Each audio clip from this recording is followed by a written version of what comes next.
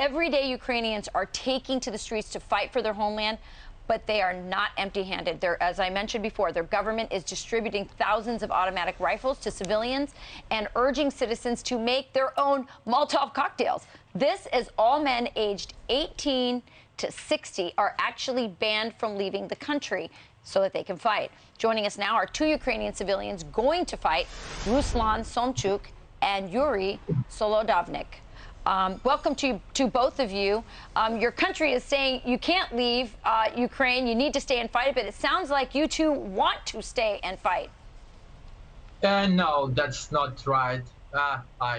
It's our choice. I mean, it's not because of the country said it. It's only the point that we just want that our families, our kids will be in a safe place, and that's why we just go to the west part of the Ukraine. But all the men, even a lot of women, they just want to stay and protect the country, protect the land, our freedom.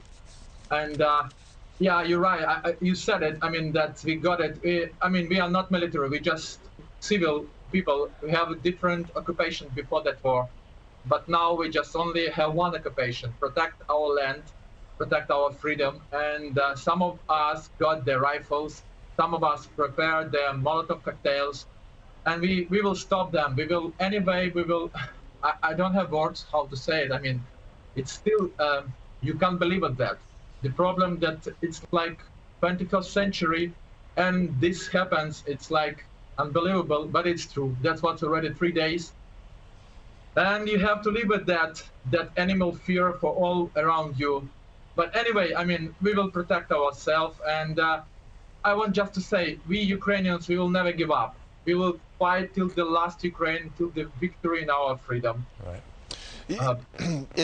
I mean, obviously you've been armed. We can see that in the shot right now. Are you actually coordinating with the government, with the military? Are you coordinating amongst yourselves, or are you just armed and prepared to defend what's in front of you?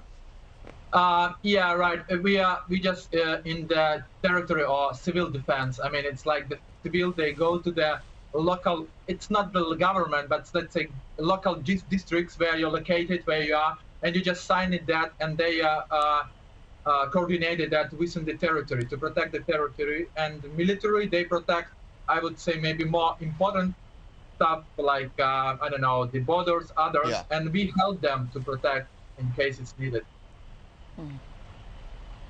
So interesting. So I'm kind of going to ask the same question, if I will, but if Russian troops are coming down your neighborhood or your block or your street, will you be with others trying to make maneuvers, or will it be I'm defending my home or my block along with whoever else shows up? Again, how much within the group of civilians that you're with, how much coordination and planning is going into what you're doing? Yeah, I mean, it's like, you know, unfortunately, maybe not a lot of coordination, central one, but we are coordinated within the neighborhoods. We are coordinated near the, who is near the lands, near our houses, and it's different types. I mean, we have a lot of volunteers, and because of that, we're already fully grouped in the territory defense. So in case, then they say, oh, we have enough. In these cases, we just have the group ourselves to protect and prepare, and I mean, even they prepare the Molotov cocktail and stop them. Of course, we have some communication between different regions just to know where the Russian troops, and I would say Belarusian troops as well, unfortunately, but it's true. And we try to stop it as much as we can. We try to provide information to our military if we can't. If this force is quite, you know, strong, we are not military. As I said, we are civil one with the rifles only and Molotov cocktails. Sometimes it's not possible to stop them. Then we just communicate to the military. That's direction, that's way they have to help, they have to protect. And they know, at least from information point of view, if we can't to stop. But it's, I mean, I would say it's all Ukrainians support, all Ukrainians join and try to help as much as they can. They fight, they support, they everything. They do everything what they have. How much, if I can, real quick follow up, how much ammunition have they given you? That's I mean, it's not like mission. I mean, it's like, it's, you know, it's information. Well, I meant ammunition. How many bullets? How many bullets? How many bullets did they give you with the rifle? We don't have any ammunition. It depends. Sometimes we do have. In the beginning, we had, but it's not a lot. I would say it's minimum. Even sometimes we don't have rifles. Sometimes you have just, if you do have it, your own rifle, then it's fine. If you don't, then you just prepare the Molotov cocktails and just collect the bottles, collect the fuel, and prepare and support. But no, I mean, as a civil, it depends.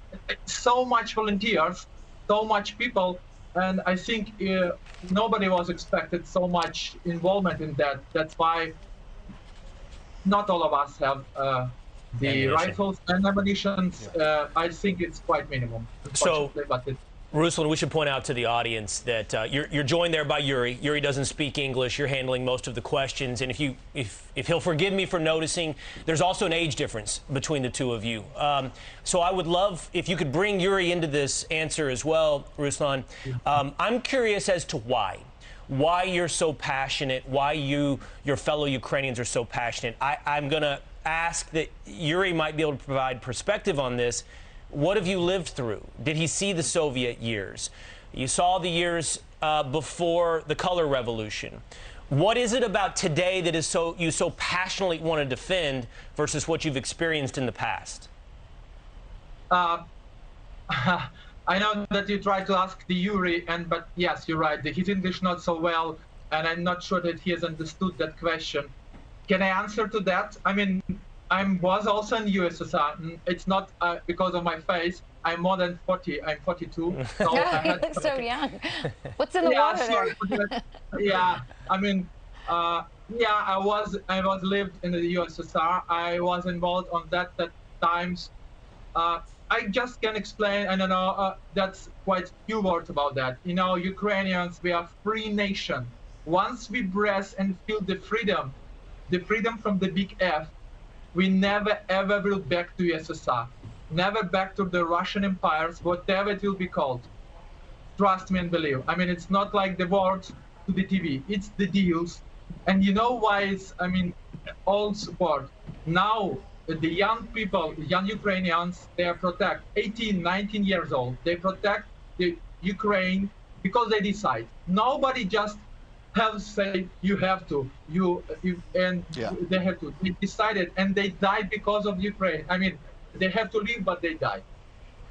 So I have to watch to see that. No, I will do the same. Wow. Yuri, Ruslan, thank you so much. So informative. Thank you for joining us this morning. Yes, we wish you luck. Thanks for your support.